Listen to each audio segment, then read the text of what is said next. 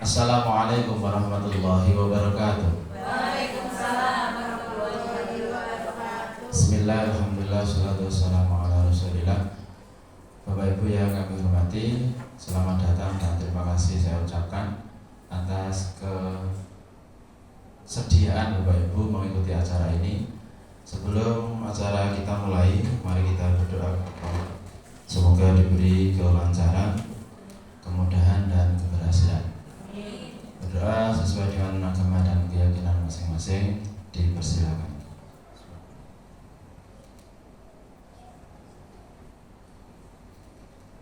Berdoa cukup. Terima kasih. Bapak Ibu, bagaimana kabar hari ini? Baik. Kalau saya ucapkan ini, Assalamualaikum, apa kabar? Baik. Assalamualaikum, how are you? I'm fine. Just fine, kita samakan just fine. Assalamualaikum, yang ketiga, Assalamualaikum, Assalamualaikum, Assalamualaikum, kaifa haluk? Khair, kata ini pelajaran ya. Khair itu sahih, sama ya. Saya ulang ya.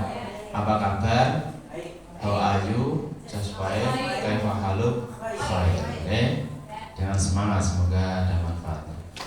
Assalamualaikum, apa kabar? Baik. Assalamualaikum, how are you? Just fine. Assalamualaikum, Assalamualaikum, Assalamualaikum, kaifa haluk? Khair. Alhamdulillah, semuanya khair ya. Tepuk tangan dulu. Baik, semoga kebaikan, keselamatan menyertai kita semua hari ini. Allahumma amin. Bapak Ibu yang saya hormati, hari ini akan saya sampaikan mengenai penerapan budaya disiplin atau budaya positif di sekolah. Nanti akan ada beberapa materi yang saya sampaikan. Bapak Ibu silakan nanti mengikuti, menyimak dan merespon seperlunya apa yang saya sampaikan.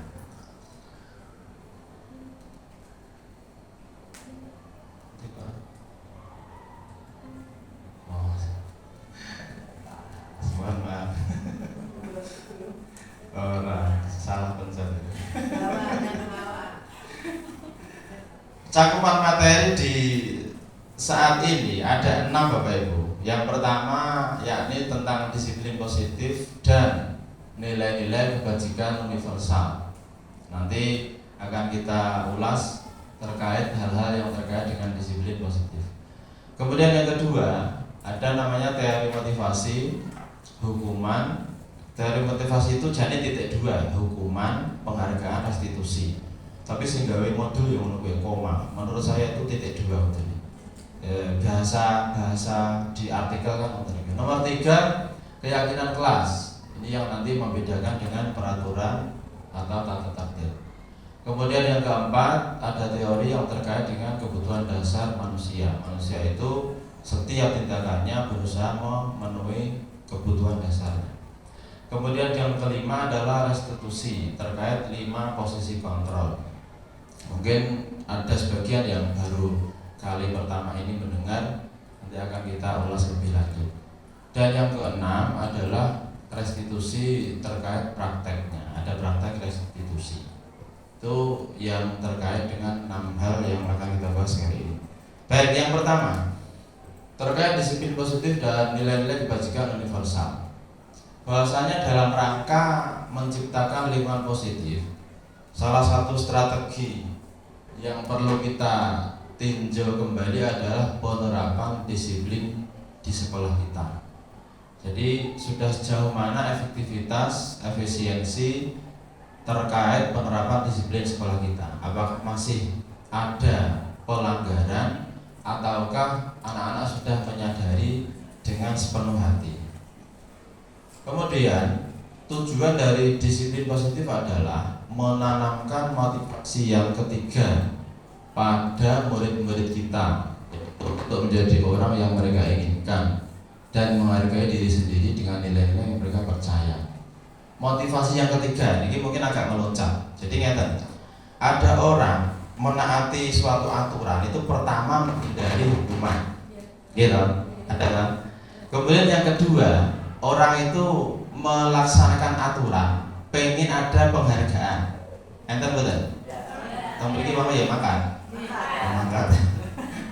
Dan yang ketiga, ini adalah terkait posisi yang ketiga, dia melaksanakan suatu ketaatan itu adalah internal motivasi yang mendasari, motivasi internal. Jadi bukan karena takut aturan, bukan karena pengen ada penghargaan, tapi kesadaran sendiri. Ini nanti yang menjadi poin penting di ketemuan kali ini. Nah, teori ini didasarkan pada pendapat Diana Gosen, katanya wedon ya, jenenge ya. Diana Gosen dalam bukunya Restructuring School Discipline menyatakan bahwa disiplin itu berasal dari bahasa Latin disciplina, artinya belajar. Saya mau coba discipline, itu bahasa Inggris, nggak bahasa Inggris disiplin ya. Nah, sebagai pendidik, tujuan kita itu menciptakan anak yang memiliki disiplin diri, sehingga mereka berperilaku mengacu pada nilai-nilai kebajikan universal, punya motivasi intrinsik bukan ekstrinsik. Tadi tujuannya seperti itu. Nah, yang dimaksud kebajikan universal itu apa? Yaitu nilai yang disepakati bersama, lepas dari suku, agama, bahasa maupun latar belakangnya. Jadi ada nilai kebaikan yang dipahami, disepakati bersama, itu namanya kebaikan atau kebajikan universal. Kalau dalam bahasa Al-Quran ini jenis albir. Albir ngerti sih? Orang minuman bir loh. Ayatnya kan laisal birra an tuwallu wujuhakum dan seterusnya. Albir itu artinya kebajikan. Nah, niku lanjutannya. Nah, lagi-lagi ini teori dari ahli bahwasannya setiap tujuan, setiap perbuatan itu ada tujuan ini. Jadi apapun yang kita lakukan itu memiliki tujuan. Kemudian Diana Gosen tadi mengemukakan, mengaitkan nilai kebajikan yang dikaitkan ke seseorang dengan motivasi intrinsiknya. Jadi kalau apa yang dilakukan itu terkait dengan keyakinan, maka akan muncul keyakinan atau motivasi intrinsiknya ini akan terbangun. Jadi bisa menggerakkan orang itu menuju ke sesuatu yang positif secara mandiri atau secara kesadaran diri. Itu yang pertama tentang teori disiplin. Kemudian yang kedua, poin yang kedua, ada teori motivasi yang terkait hukuman, penghargaan, dan restitusi. Yang pertama hukuman itu bertujuan untuk menghindari ketidaknyamanan. Tadi saya sampaikan ya, motivasi pertama orang berbuat baik atau taat itu karena menghindari hukuman. Kemudian yang kedua, namanya orang itu berbuat juga pengen mendapatkan imbalan atau penghargaan. Yang kedua, ini kalau di agama berarti nomor satu ini wedi karo neraka, gitu. Nomor loro pengen swarga. Apakah itu salah? Sebenarnya nggak salah, tapi kurang tepat. Jadi levelnya itu dia masih, kalau pertama ini seperti halnya budak, gitu. Budak itu kan begawe karena wedi hukuman. Yang kedua ini seperti halnya pegawai. Awak dia pegawai itu kan terdorong dengan SKP lah, kenaikan pangkat lah, gitu. Nah, ini termasuk ini disindir dengan yang kedua ini, motivasi yang kedua.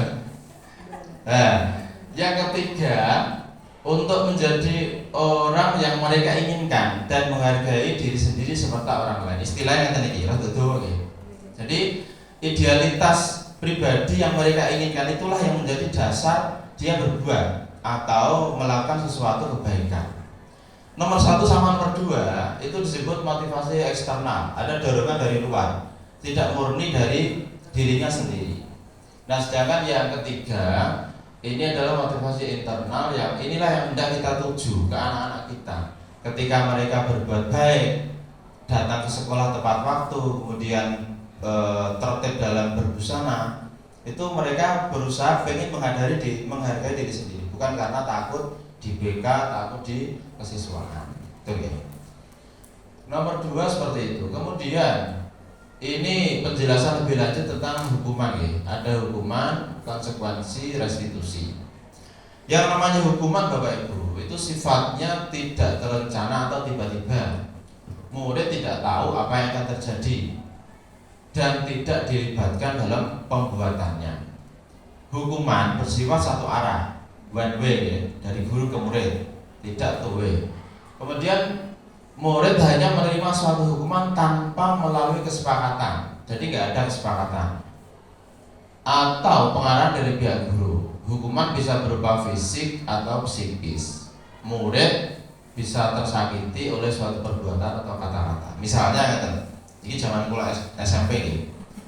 Zaman kula SMP. Pengalaman. Saya kelingan kan saya ini. Saya kan ketua kelas ya. Ketua kelas itu adalah anak gue kota ini rame-rame ngeyel-ngeyel, masya Allah. Suatu ketika rame, kocok-kocok rame banget. Kan dilihat dari kantor bisa, dari jendela kantor kelihatan kelas saya itu polai kayak apa. Setelah itu dari CCTV tahun 93 itu lahir ya. Itu saya langsung dipanggil sama guru kesiswaan ya, kalau saat ini guru olahraga. Saya dipanggil kemudian ditanya-tanya tentang keadaan kelas. Ternyata memang ramai. Akhirnya saya diminta mencatat ya. Sopo wae sing rame, cateti. Karena mencatat saya itu ya ono klerune to nggih. Setelah yang dicatat itu kemudian dipanggillah teman-teman itu, mereka disuruh lari keliling sekolah, bukan keliling kelas, dengan tanpa alas kaki. Padahal waktu itu kelasnya orang ngeten iki, ora pavingan, ora ngoten niku, tapi masih ada rumput-rumput sing berduri itu lho. Wes bareng kuwi ya diunek-uneki kancaku. Harus sing rumangsa ora rame ya. Saya diunek-uneki. Itu contoh hukuman ya. Jadi secara tiba-tiba dari satu arah, guru ke murid. Murid tidak diberi kesempatan untuk berpikir atau membela diri. Ini namanya hukuman. Kemudian yang kedua, konsekuensi ini lebih lunak dibanding hukuman. Jadi murid itu diajak untuk menyepakati sesuatu hal tentang dampak atau akibat ketika dia tidak melakukan sesuatu hal. Jadi murid sudah mengerti terlebih dahulu. Misalnya, ada anak yang terlambat ke kelas 10 menit misalnya, maka guru bisa membuat kesepakatan dengan murid itu di awal. Karena kamu tidak mengikuti pelajaran dari awal, maka konsekuensinya nanti istirahatmu jadi terlambat, mundur 10 menit, ngijoli keterlambatan tadi. Misalnya seperti itu. Ketika itu disampaikan, maka murid itu akan mengetahui akibat dari ketidaktaatannya tadi secara lebih awal, jadi tidak tiba-tiba. Kemudian yang ketiga, namanya restitusi. Itu adalah proses kolaboratif yang mengajarkan murid untuk mencari solusi. Jadi tidak serta-merta murid itu diberikan hukuman, tidak pula langsung konsekuensi, tapi ditanya piye. Nah istilahnya jawab piye. Duwe salah yang ini APEP itu anak diajak untuk berpikir. Inilah namanya restitusi yang menjadi kata kunci dan sering atau diucapkan oleh Bu Zul.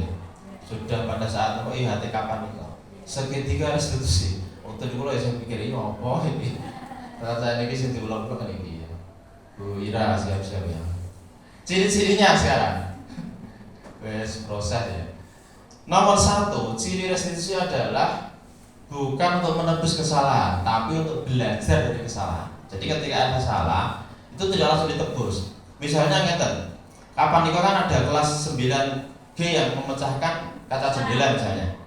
Itu kalau tebusan, maka dia cukup ijolono kan, gantian. Dengan mengganti itu mereka sudah merasa merdeka atau bebas dari tuntutan. Ini namanya tebusan. Restitusi bukan seperti itu. Restitusi itu belajar dari kesalahan. Nek wis ngene iki sok ben terus piye? Maka dia akan berpikir, oh orang main bola nang kelas mana? Misalnya, tidak sembrono dalam bermain. Itu namanya belajar dari kesalahan. Nomor kali restitusi itu memperbaiki hubungan Jadi di kasus yang kami pelajari itu, misalnya ada dua anak yang terlibat perselisihan. Satu anak itu menarik klambi kancane, apa jenenge nganti bodol kancingnya telu. Kemudian yang menarik ya ditanya, yang ditarik ya ditanya. Yang menarik itu ditanya piye solusine? Apa jenenge saya akan menggantinya kancing itu. Lah caranya piye? Ya saya perlu berlatih menjahit. Akhirnya sisa waktu yang ada itu dia berlatih menjahit. Ngancing apa jenenge baju kancane sing pedet tadi. Yang pedet tadi juga bilang, saya kalau pulang dengan kondisi seperti ini dimarahi ibuku. Aku kena marah nanti. Terus permintaanmu apa? Ya harus dibalikke kancingku. Akhirnya seperti itu, yang menarik dan yang ditarik sama-sama mendapatkan solusi. Hubungannya tidak retak.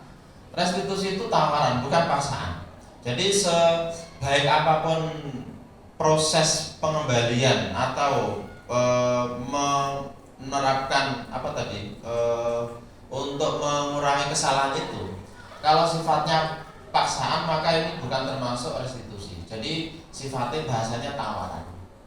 Kemudian menuntun ke dalam diri, tak cepet kiri ini regane nanti masih ada contoh prakteknya. Inilah beberapa hal terkait dengan restitusi atau cirinya. Sekarang nomor 3. Saya belum sampai dengan ice breaking. Oke, ice breaking tadi ya. Keyakinan kelas ya. Kenapa ada keyakinan kelas, tidak peraturan kelas? Bapak Ibu bisa memberikan tanggapan terlebih dahulu sebelum saya sampaikan apa alasannya. Keyakinan dengan peraturan, kira-kira bedanya apa? Monggo Bapak Ibu. Mungkin pun nate enten sing nate maos atau belajar. Kalau keyakinan itu pripun, nah peraturan itu pripun. Ketika saya membaca awal ini kok keyakinan kelas itu ya asing. Keyakinan atau kayak apa? Monggo. Peraturan mungkin berasal dari institusinya, dari sekolah. Kalau apa Pak namanya? Keyakinan itu mungkin kesepakatan bersama. Jadi aturan yang dibuat oleh kelas itu. Iya. Bu Isna seperti itu. Ada yang tambahan. Jadi kalau peraturan dari istilah top down, dari atas ke bawah. Kalau keyakinan itu bottom up, dari bawah yang membuat kesepakatan. Nonton ya? Mas Arvin ada tanggapan? Tadi ngantuk ya. Ya Pak. Silakan. Aku ada tak kayak ini. Oke, kalau menurut saya perbedaan peraturan dan keyakinan itu sebenarnya tipis. Kalau peraturan itu lebih ke istilahnya globalnya Pak. Jadi keyakinan itu bisa menjadi peraturan. Sedangkan peraturan itu berkata lebih ke yaitu tadi hampir sama dengan sesuatu yang disampaikan tetapi tidak berdasarkan, kalau saya Pak, tidak berdasarkan kesepakatan terlebih dahulu. Jadi memang ada sesuatu dasar yang harus diterapkan. Sedangkan keyakinan sendiri itu lebih kesepakatan. Jadi sebelum itu terbentuk itu ada negosiasi antara yang terlibat di dalam situ, dan itu hanya orang-orang yang menyepakati itu yang menjalankan. Sedangkan peraturan itu lebih ke globalnya. Jadi berkata peraturan sekolah berarti seluruh warga sekolah. Tapi kalau keyakinan kelas itu hanya kelas itu yang menyepakati. Saya sebagai sesama warga sekolah tidak menyepakati keyakinan karena saya tidak terlibat dalam pembentukan keyakinan itu. Seperti itu. Terima kasih teman-teman. Mirip yang disampaikan Bu Isna. Jadi peraturan itu memang sifatnya mengikat dan ketika dibuat tidak mesti melibatkan keseluruhan warga. Ibarat di undang-undang itu kan misalnya lalu lintas, pemerintah menggedok undang-undang lalu lintas, itu kan walaupun kita belum membaca atau memahami, ya tetap saja polisi bisa menggunakan pasal-pasal tertentu untuk menindak pelanggaran kita. Sekarang keyakinan ya, terima kasih Mas Arvin dan Bu Isna. Namanya keyakinan itu lebih bersifat abstrak daripada peraturan. Jadi bahasanya bahasa yang tidak langsung operasional. Jadi tidak seperti halnya peraturan yang bersifat konkret. Kemudian yang kedua, keyakinan itu berupa pernyataan universal yang sifatnya umum, dan itu ketika diterapkan ke orang-orang di lingkup situ bisa disepakati. Yang ketiga, senantiasa dibuat dalam bentuk positif. Jadi tidak ada kalimat tidak boleh datang terlambat misalnya, tapi kalimatnya adalah datang tepat waktu atau menjadi diri yang disiplin. Misalnya itu bahasanya adalah bahasa positif. Keyakinan kelas itu hendaknya tidak terlalu banyak dan mudah diingat atau dilaksanakan. Jadi isinya itu betul oke. Dan dapat diterapkan di lingkungan tersebut, bukan di awang-awang. Jadi istilahnya keyakinan itu betul-betul membumi, bisa dilaksanakan oleh semua warga dan perlu dicek secara berkala. Nomor terakhir ini ya, dari waktu ke waktu. Jadi bukan sesuatu yang statis, bukan sesuatu yang sakral, yang suci atau sesuatu yang ngono terus ya. Jadi keyakinan itu sifatnya seperti itu. Bapak Ibu, ini contoh. Misalnya kelas 5 punya keyakinan seperti ini. Selalu bersikap positif. Kan umum nih. Jadi tidak ada dilarang ngomong jorok, itu rano gitu. Terus senantiasa menjadi diri yang terbaik. Jadi kata malas, leda-lede itu rano. Tang mriki kalimatnya yang tadi. Kemudian percaya dan menghormati orang lain dan barang miliknya. Jadi kalau anak-anak mengatakan dilarang mencuri Pak, nah, kalimatnya yang kita tawarkan ini. Berkomitmen terhadap setiap tugas. Jadi niki contoh kalimat keyakinan di kelas 5. Kelas 7 yang bahasanya mungkin lebih banyak lagi kosakatanya. Contoh pembuatan keyakinan yang tadi. Kami meyakini bahwa sangat penting untuk menghormati semua orang dan barang milik orang lain. Intinya sama lagi, tapi bahasanya untuk itu. Kami meyakini sangat penting untuk mengerjakan segala pekerjaan. Kami meyakini sangat penting untuk merasa diterima. Ini adalah contoh kalimat di keyakinan kelas. Mungkin Bapak Ibu yang di kelas sudah membuatnya. Itu kalau didasarkan pada teori ini mungkin nanti bisa di cross checkkan. Sampun danten? Sampun ya? Kalimat rasa sesuai dulu. Iya, monggo. Hanya memperkenalkan berkaitan dengan keyakinan, Pak. Terima kasih, Pak. Berkaitan dengan keyakinan tadi kata kuncinya adalah abstrak. Salah satunya abstrak. Masih di awang-awang. Sedangkan mungkin itu contoh Pak, atau yang itu perlu diberikan kaitan ya itu ya. Sedangkan anak-anak khususnya apalagi ini contohnya ini kelas 5 dan kelas 7, jadi masih sifatnya levelnya masih anak-anak dan daya pikirnya itu masih dia butuh yang real, konkret. Apakah itu tidak bertolak belakang dengan psikologi anak Pak? Karena pada dasarnya anak seusia itu membutuhkan sesuatu yang real, konkret. Sedangkan untuk di keyakinan itu bersifat abstrak, masih di awang-awang, belum membumi. Nah, sehingga contoh selalu bersikap positif.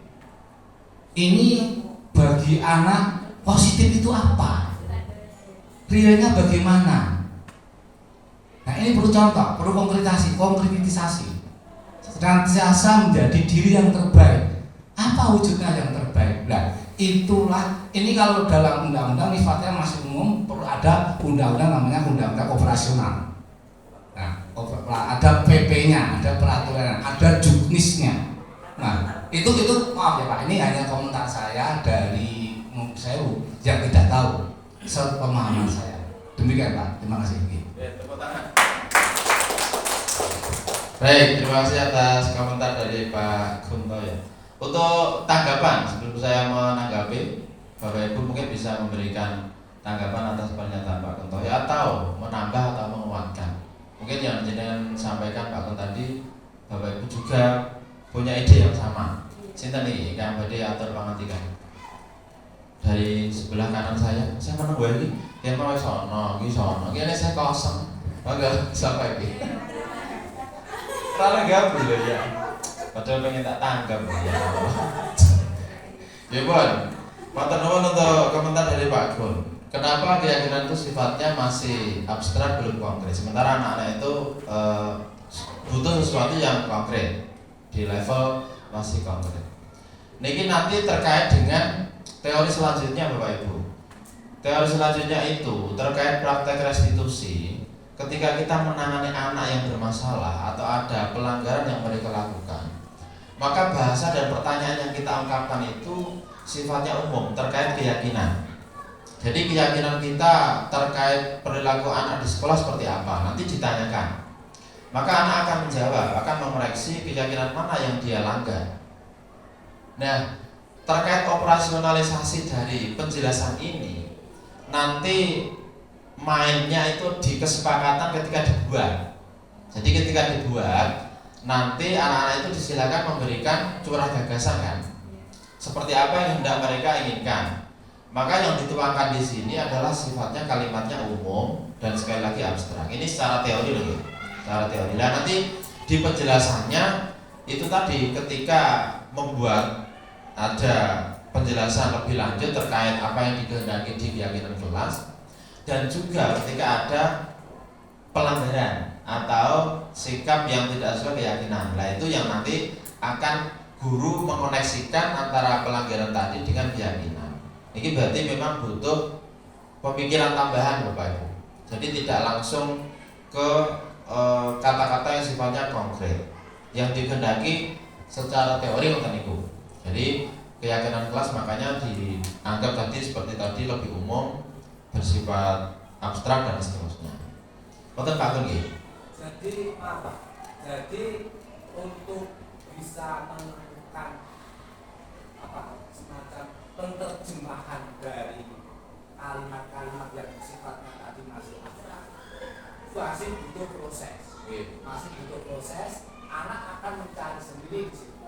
Akan mengetahui, oh ini saya harus perilaku saya ini tidak sesuai dengan salah satu keyakinan yang kita sepakati. Nah, harus menemukan artinya, harus ada suatu kasus terlebih dahulu baru bisa kita ketahui. Oh ini kamu tidak sesuai, tidak ini karena di dalam ayatnya di kurikulum kita tidak ada kata salah, tidak ada kata salah. Mungkin hanya untuk diperhalus kata-kata tidak sesuai dengan keyakinan yang telah kita buat. Jadi perlu proses untuk mengetahui, oh saya itu harus sesuai dengan keyakinan ini. Ya, tadi yang saya sebut prosesnya bisa di awal, berarti preventif ya. Ketika membuat kesepakatan itu, anak diajak untuk berpikir menggali hal-hal apa yang kiranya nanti tidak sesuai dengan nilai universal. Kemudian diwujudkan dalam bahasa yang umum. Ketika nanti terjadi istilahnya apa pelanggaran, tindakannya kuratif berarti ya. Jadi yang sudah terjadi lesbi saiki, nek keyakinannya terlanggar ini konsekuensinya seperti apa? Itu yang disampaikan ke anak. Jadi ini didasari oleh pemikiran KHD yang ingin memerdekakan anak Bapak Ibu. Jadi anak itu tidak kita beri sesuatu yang langsung jadi, tidak sesuatu yang instan, tapi berproses. Ini cara untuk memerdekakan dan mendewasakan mereka. Jadi supaya anak tidak melulu taat aturan, tapi tanpa ada alasan. Jadi kan istilahnya saat ini pun zamane milenial, bukan lagi zaman kolonial gitu. Ini adalah cara yang coba diadopsi oleh pemerintah. Ya memang ada resiko-resikonya. Guru yang biasanya jenenge langsung to the point aturannya iki jenenge akibatnya ngene iki. Nah itu nanti akan belajar lebih lunak menghadapi anak. Nonton Pak ya. Coba kita lanjutkan studi kasus. Yang pertama, ada Bu Guru namanya Bu Ani.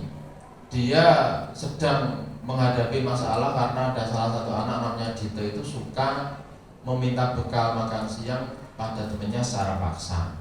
Lagi malah.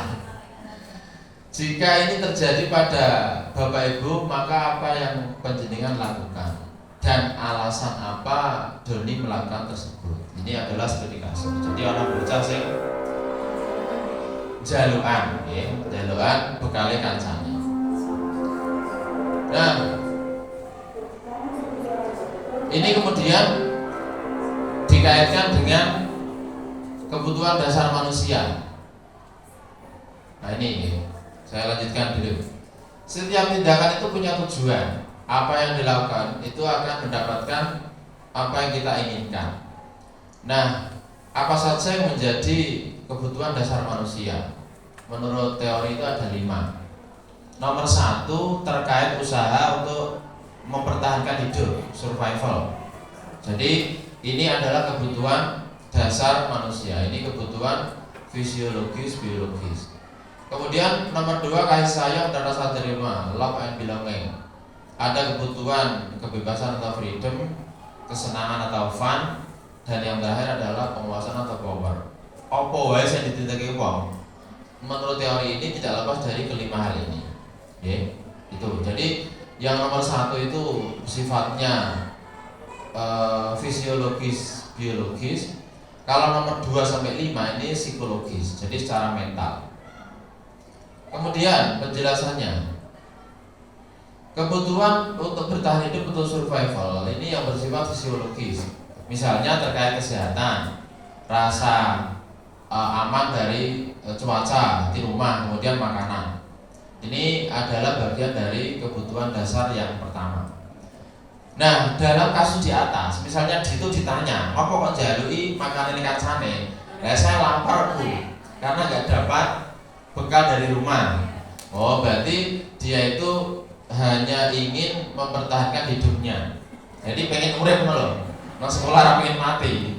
Nah, pengen mati ya setelah jalui kancane. Jadi ini kalau jawaban Dito. Makanya dalam kasus itu guru berusaha tanya, apa toh alasannya? Ngaten nggih. Jadi tidak langsung menjudge anak itu berbuat salah. Kemudian yang kedua, ada namanya kebutuhan kasih sayang, love and belonging. Apa maksudnya? Ketika rasa pengen disayangi atau dikasih itu muncul, maka orang itu akan menjadi merasa diterima di kelompoknya. Jadi kebutuhan untuk merasa diterima menjadi bagian dari komunitas itu juga penting. Nah, dalam kasus itu, jika Dito itu alasannya adalah supaya ada teman yang melaporkan guru, gitu. Guru kemudian manggil orang tua memperhatikan ke Dito, berarti kebutuhan ini yang dikejar oleh Dito. Dia caper, cari, kalau caper, cari itu. Caper sama, semoga-moga ndang entuk Mas. Kabeh wong sak sekolah iki ndongake. Ning kari eksekusi iki lho, kapan? Oke, Ibu. Ini jam ketiga. Iya. Disilakan jika masih ada yang perlu diberikan. Sing mau beri tugas teman.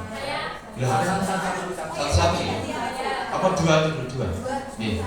Semoga 2 set ya. Kalau apa kemarin tugas.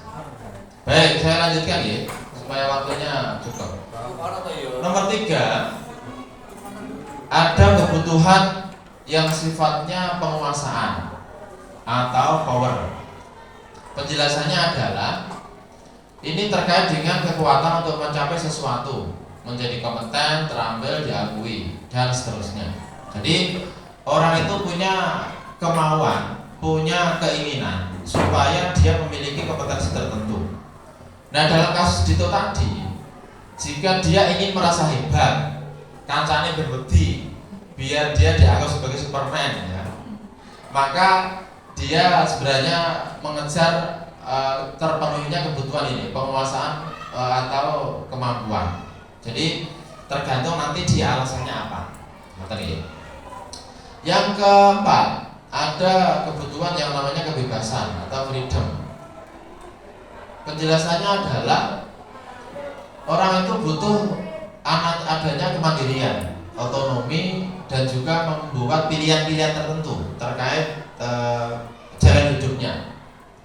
Karena itu dia pengen mencoba sesuatu yang beda dari lainnya. Berarti keluar dari yang sudah jalan. Di kasus Dito ini, dia mungkin merasa bosan dengan bekal yang diberikan oleh orang tuanya. Bekal kuwi pengen mencoba bekal mungkin ada hari ini ada yang membawa telur asin, ada yang membawa oseng-oseng jamur, ada apa lagi, sementara dia mongsoon sang pentil. Zaman kula kerja pendatil disawani ngono terus. Nah, saya kawat. Ya Allah. Nate ngalami ya. Berikutnya, yang kelima, ada kebutuhan kesenangan atau fun. Penjelasannya adalah orang itu butuh mencari kesenangan atau bermain dan tertawa. Tak ada rasanya bila hidup itu tanpa ada variasi tertawa atau kesenangannya. Jadi yang menjadi seni hidup itu ya orang kesenangannya. Nah, dalam itu tadi kasusnya, jika dia menikmati ekspresi kekecewaan, kemarahan teman-temannya, seneng gaya rapi kancane, seneng nek kancane iki do nesu misale, ana ya ngoten iki. Banyak ya.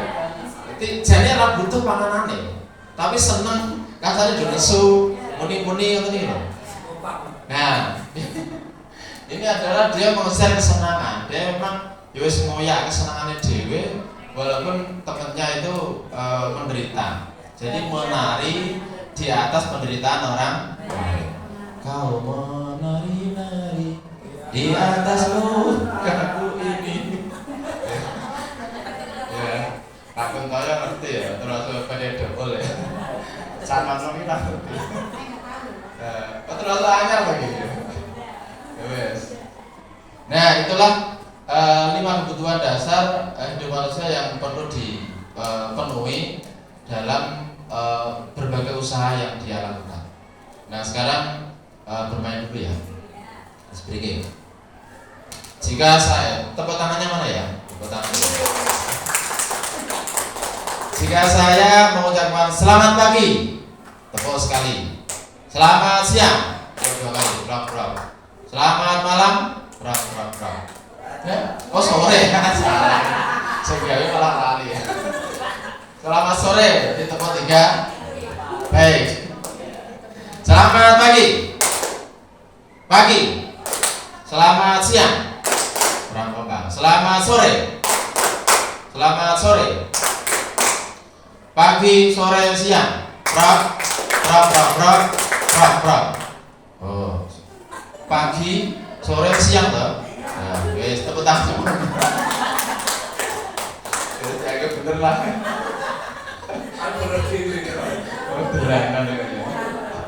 Dalam lanjut ya. Soalnya kalau tahu diri kan nggak ada door prize, itu serang. Ya Allah. Oke. Sekarang lanjut. Tadi sudah masuk ke poin ke-3 ya. Sekarang insya Allah nanti ke-4 coba tak cek ya. Kasus keberapa ini? Oh ke-5 ya sama. Coba. Hei. Ada kasus pertama. Ada namanya Tina dan Hana. Tina dan Tisa. Tarik dulu ya. Ya, mata nuwun. Mas bagus ya. Ada ya Allah. Mata nuwun. Ada Tisa dan Hana, dua siswa dipanggil ke ruang guru kepala. Menurut laporan, ternyata si Hana ini sempat mengata-ngatai Tisa di media sosial. Kasus kedua, namanya Anto. Nanti betul Anto ini. Anto itu kalau lanang, kalau itu Anto itu jarang hadir di pembelajaran jarak jauh. Ini ilustrasinya pada saat daring.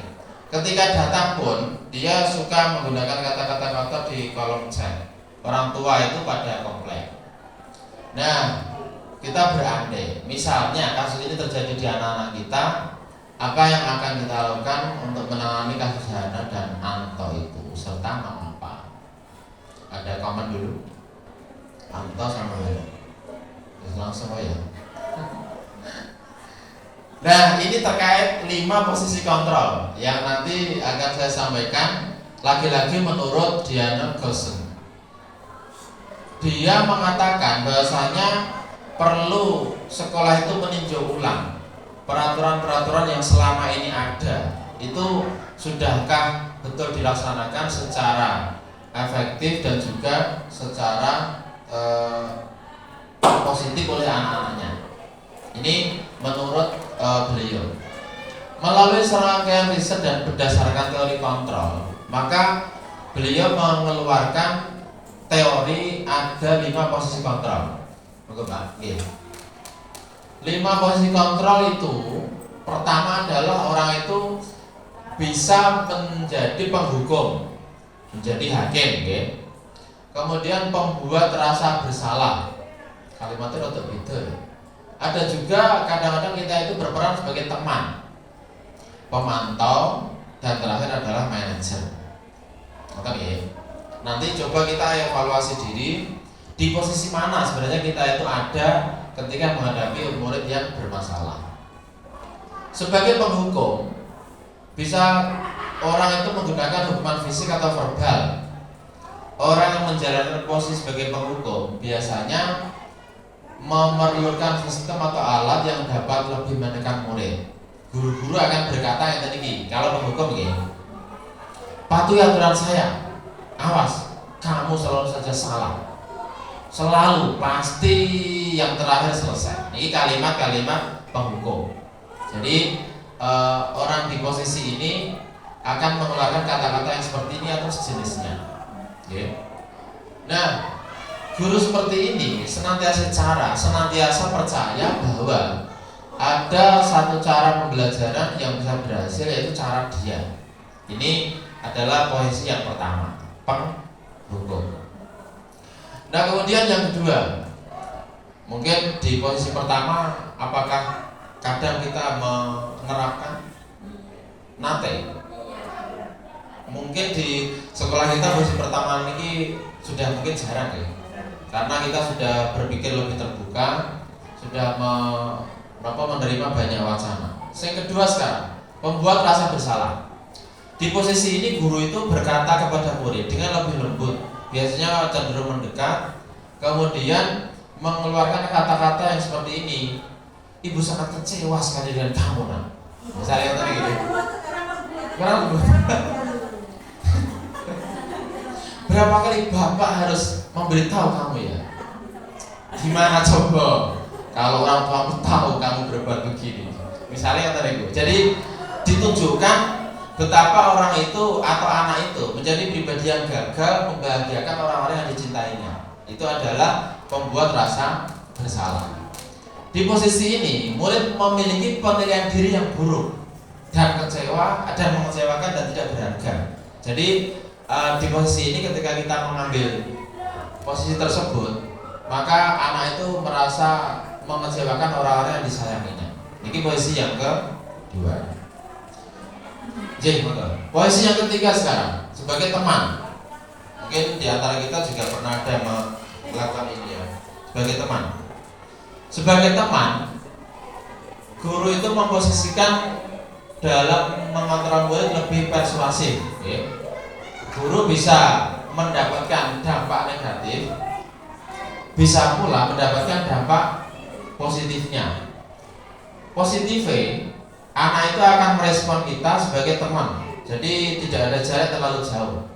Tapi negatifnya, nanti anak akan menganggap kita sebagai betul-betul teman yang bisa dimintai bantuan, diminta dan seterusnya.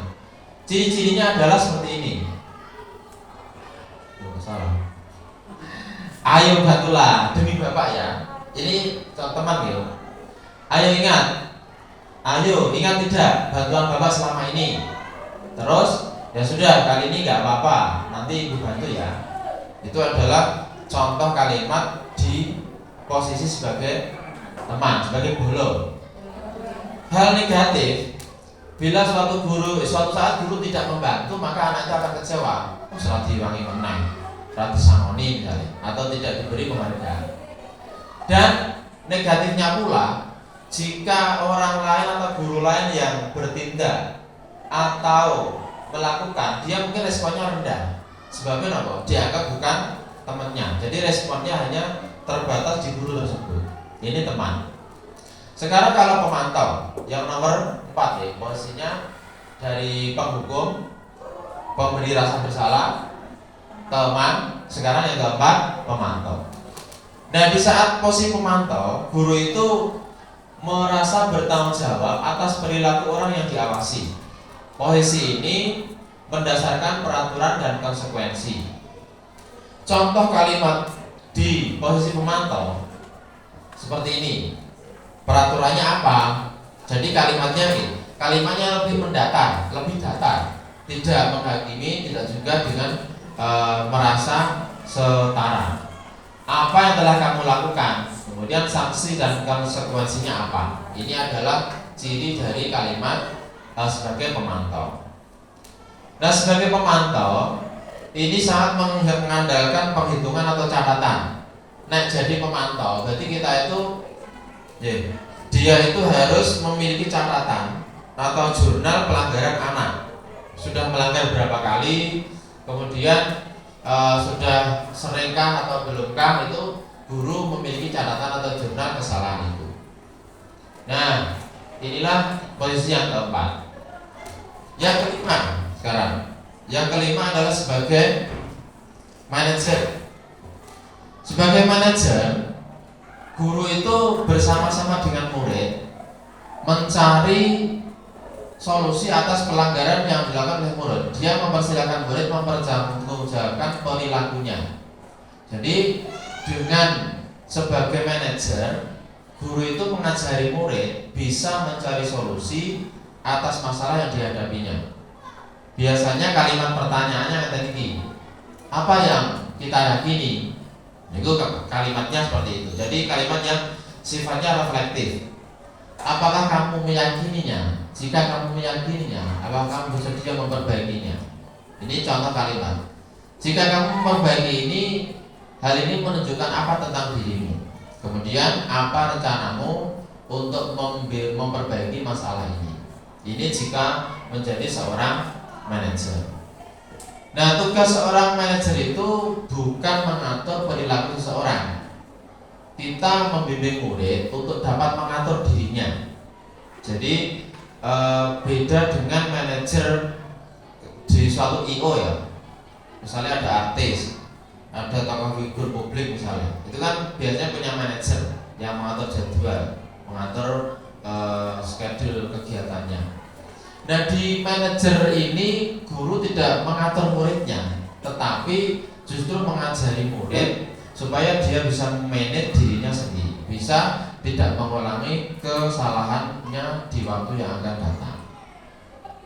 Nah, ini masuk ke poin yang ke-6. Sampai di sini dulu. Apakah ada pertanyaan tentang 5 posisi kontrol? Ya, saya ulang ya. Nomor 1 apa? Sebagai penghukum.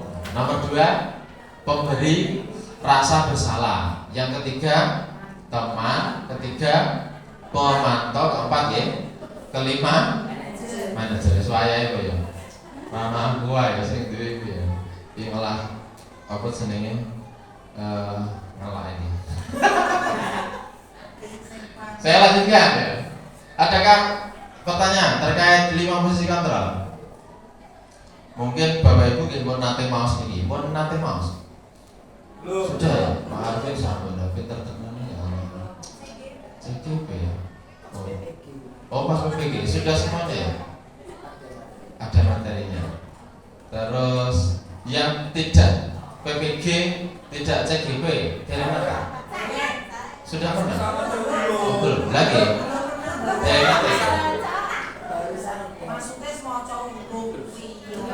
Ini ya sama ya. Kalau memang begini.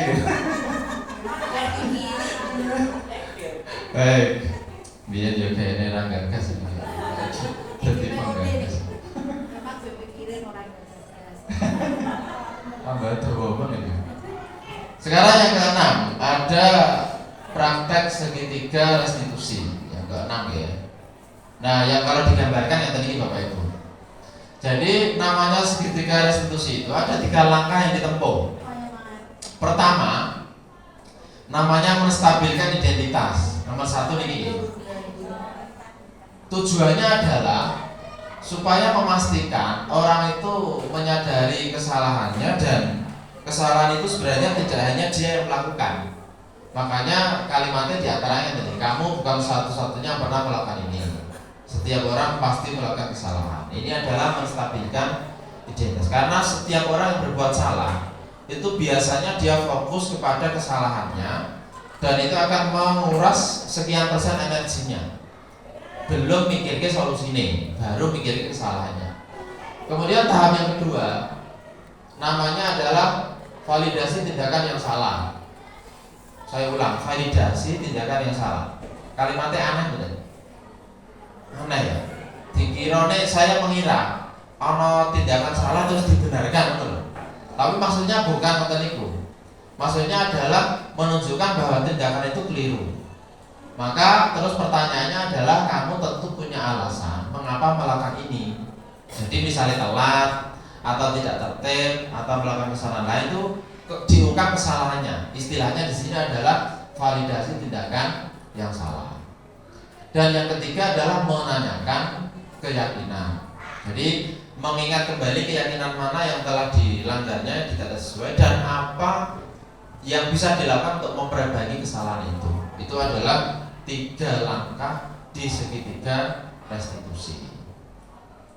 Masih ini ya, sama seperti tadi, stabilize the identity, benar orang validate the misbehavior. Kesalahan itu apa gitu? Misbehavior. Kemudian sing the feeling. Ini adalah 3 langkah di segitiga restitusi. Nah, yang pertama adalah menstabilkan identitas. Bagian dasar ini bertujuan mengubah identitas anak yang gagal karena melakukan kesalahan jadi orang sukses. Anak melakukan pelanggaran itu karena sedang mencari perhatian dan dia berarti mengalami kegagalan. Kalau kita mengkritik dia, maka kita akan tetap membuatnya dalam posisi gagal. Kalau kita ingin menjadi efektif, maka harus meyakinkan anak itu. Kalimatnya yang tadi, berbuat salah itu tidak apa-apa, koma tapi buatan titik. Tidak ada manusia yang sempurna. Saya juga pernah melakukan kesalahan itu. Bapak ibu guru tidak tertarik dari siapa yang salah, tapi ingin mencari solusi dari permasalahan ini. Kalimat ini bisa menetralisir pengalaman yang perempuan yang tadi. Jika anak itu se-emosi apapun, biasanya akan lebih mudah dikendalikan, bisa diturunkan tensi emosinya.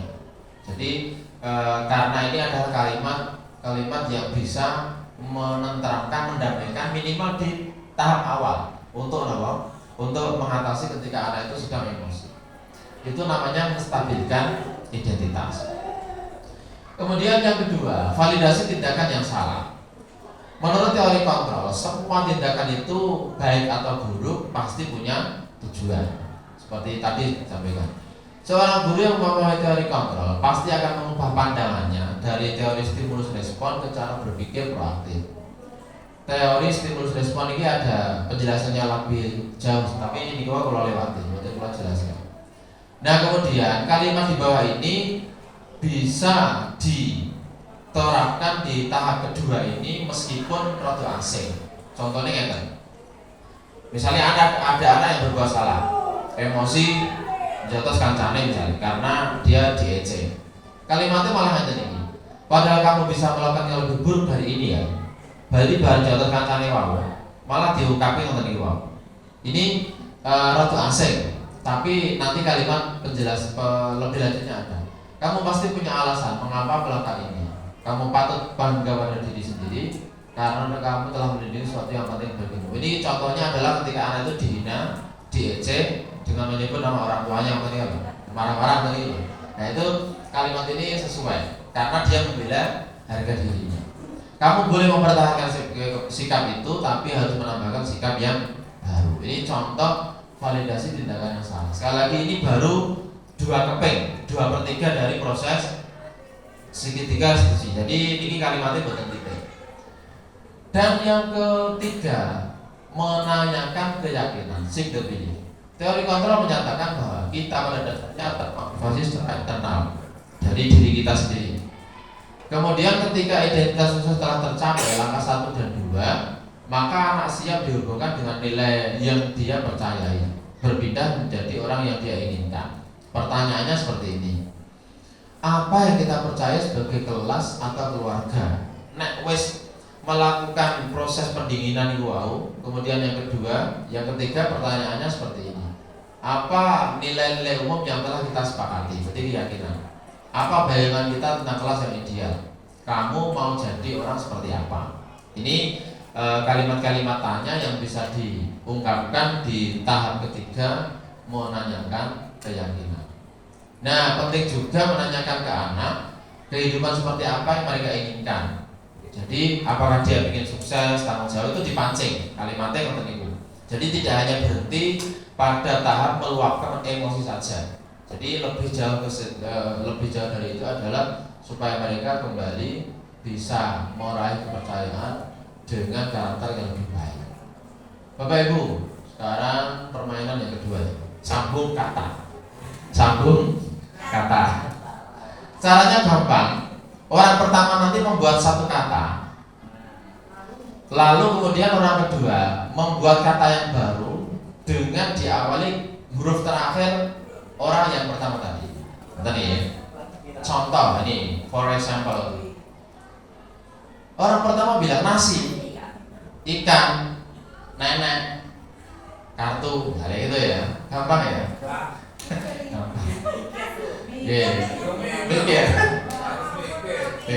Ini contoh permainannya. Tapi ini contoh ampun diterapkan, ampun ditiru. Kalimat lain ya. Kalimat yang boleh zaman dulu terkait sejarah atau sekarang silakan. Dari mana dulu ini? Kanan kiri saya, paling dekat saya. Betul, dari setiap dulu Bu Endang ya.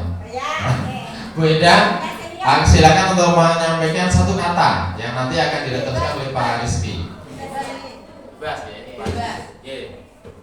Burung. Lanjut ya. Gunung. Gimana? Terus. Lah ya lanjut. Kata yang diawali dengan G. Ngakak. Kakak. Gunung ngakak. Serapa lah ya teman-teman. Kakak. Kakak.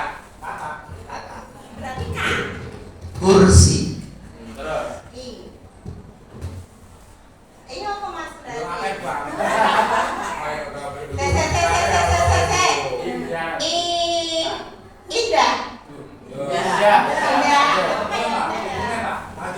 Harimau.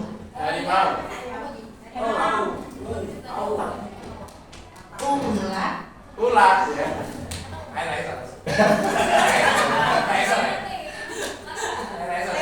Ini lanjut Bu, saya Bu Ros. Membuat kata yang diawali dengan huruf terakhir dari orang tadi. Bu Ira bilang ulat. Berarti dia membuat kata yang diawali dengan huruf T.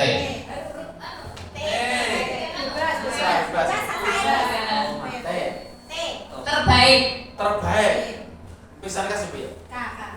Dari K. Kucing.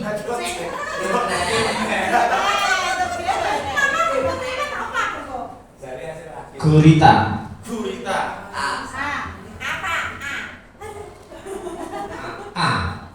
Amazon. Nasional. Lalat.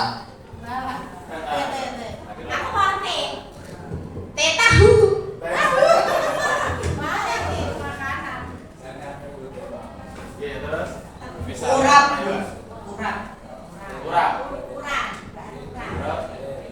Pusing. Terima kasih, tepuk tangan dulu. Ini kawan-kawan tidak bertema ya, masih sangat. Kalau misalnya terkait dengan geografi, nama-nama tempat atau sejarah itu mungkin lebih asik ya. Apa mau dilanjut? Oh mantap. Pak Fares. Tulis. Oh iya. Kurang dikit 1 kurang sedikit 1 jam. Ya, Ini adalah contoh ya. Contoh penerapan segitiga restitusi. Sebentar ya. Loh kok lanjut. Ini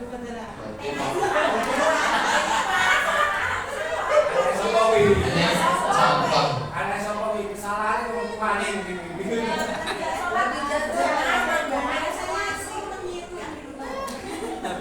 Ini mati.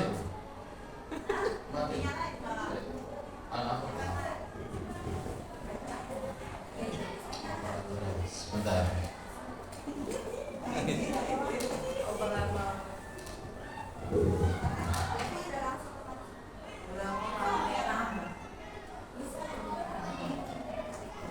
Masuk nih Pak.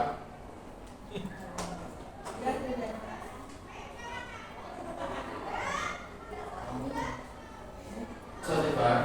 Selamat pagi, Pak. Selamat pagi, silakan duduk. Kamu tahu kenapa dipanggil Pak Amunai?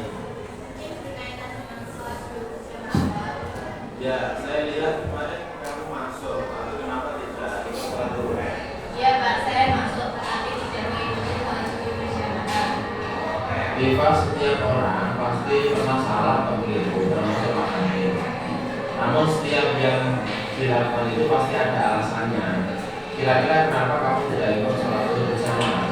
Saya capek dan mengantuk, soalnya malam main game sampai jam 12 malam. Ketika waktu sholat dan mengantuk lagi pula saya tidak mau ke sana. Kamu masih ingat tentang keyakinan kelas kita? Sisi, Pak. Kalau masih ingat, kira-kira yang kamu lakukan itu sudah sesuai belum dengan keyakinan tadi? Belum, Pak. Keyakinan kelas mana itu? Mengikuti sholat berjamaah, Pak. Kira-kira menurut kamu yang akan kamu lakukan untuk memperbaiki keadaan ini apa saja? Yang pertama saya minta maaf karena tidak ikut sholat berjamaah. Kedua saya tidak akan ikut kesalahan. Ketiga saya akan membangunnya dari rumah. Baik, terima kasih. Mahami mengapresiasi apa yang menjadi tanggung jawab dan komitmen ibu. Sekarang kalian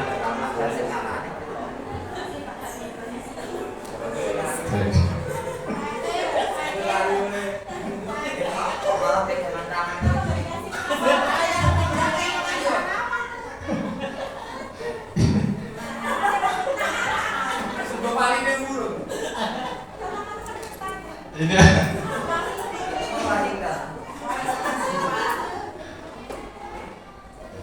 ini adalah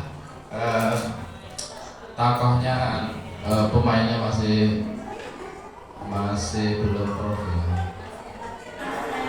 Saya kemarin berjalan kemudian dipanggil wali kelas. Saya merasa senang dan lega karena saya tidak dimarahi, malah dinasihati untuk tertib melakukan kegiatan sekolah. Semoga saya bisa menerapkan di waktu yang akan datang. Terima kasih. Wassalamualaikum.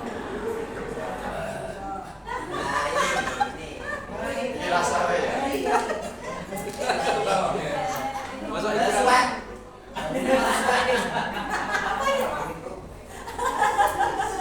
Baik, itu adalah sebagian contoh yang kemarin saya buat. Masih kurang meyakinkan, saya menyadari itu. Nah, sekarang saya akan mengajak Bapak Ibu untuk merefleksi ya. Yang pertama, apa saja hal-hal baik yang perlu yang kita dapatkan di kegiatan ini. Saya minta refleksinya 1 atau 2 orang. Monggo. Ya, sebenarnya assalamualaikum warahmatullahi wabarakatuh.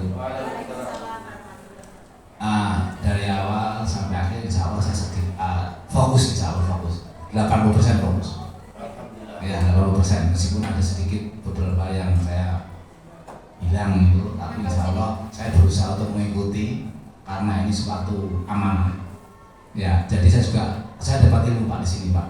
Saya sangat senang dengan apa yang Bapak berikan pada kami, karena sebetulnya dari bagi kami meskipun saya sudah senior Pak, sudah tua ini Pak. Tapi saya ilmu baru bagi saya dan saya sudah sangat Demikian, terima kasih.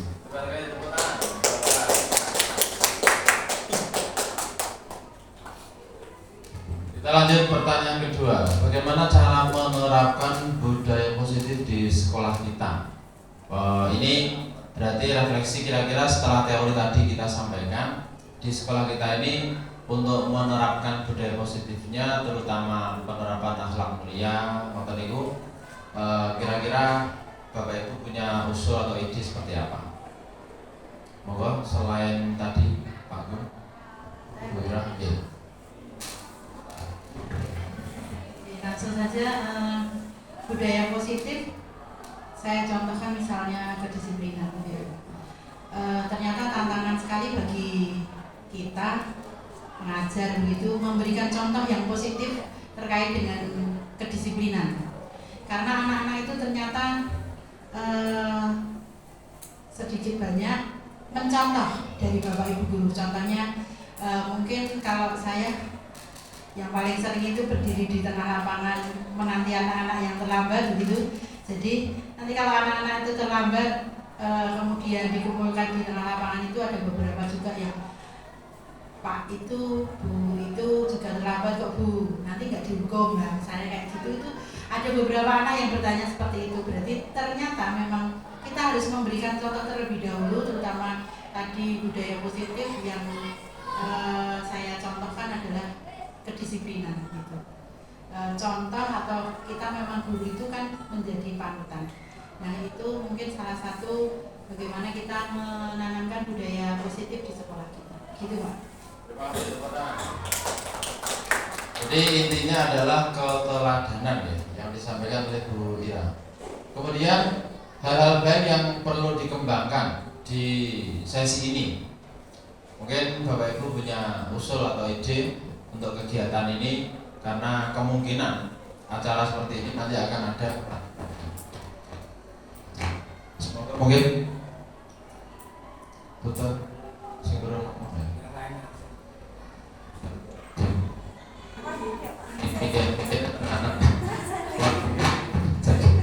dari Bu Indah mungkin hal-hal yang mungkin bisa nanti menjadi masukan bagi kami ya. Oke. Ya, ketika contoh itu yang itu ada baiknya itu menggunakan video, jadi audiens itu lebih sebagai contoh. Tadi Pak Hamid memberikan contohnya melalui cerita. Nah itu alangkah baiknya Bapak membuatkan ilustrasi nyatanya.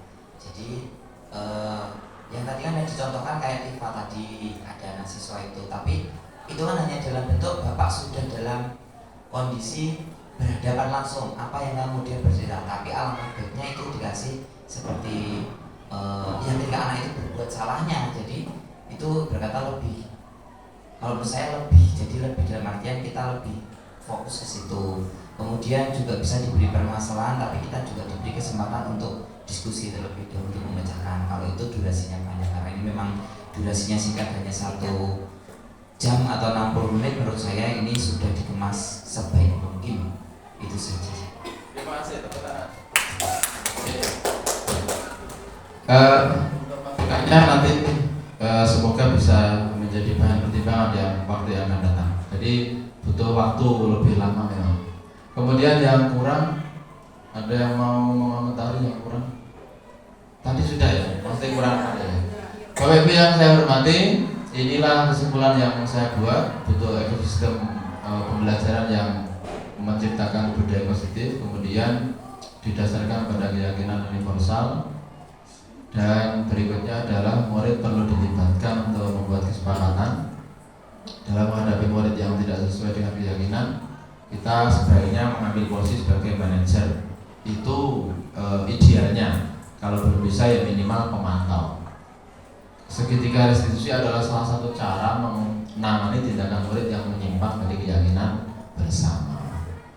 Terima kasih yang bisa saya sampaikan begitu. Kata mana fotonya? Yang di belakang ini penampakannya sama ini. Ini anak saya yang pertama banget ya. Kalau anak kecil kan biasanya minta mobil-mobilan, rumah-rumahan. Ini minta rumah kena, mobil kena. Baik. Terima kasih untuk semuanya. Saya ucapkan banyak terima kasih atas kehadiran Bapak Ibu. Semoga yang menjadi amal baik Bapak Ibu betul-betul bermanfaat dan bisa kami teruskan di kegiatan berikutnya. Mari kita terima dengan membaca bacaan hamdalah. Alhamdulillahirrahmanirrahim. Segala salam dan maaf. Selamat melanjutkan aktivitas. Wassalamualaikum warahmatullahi wabarakatuh.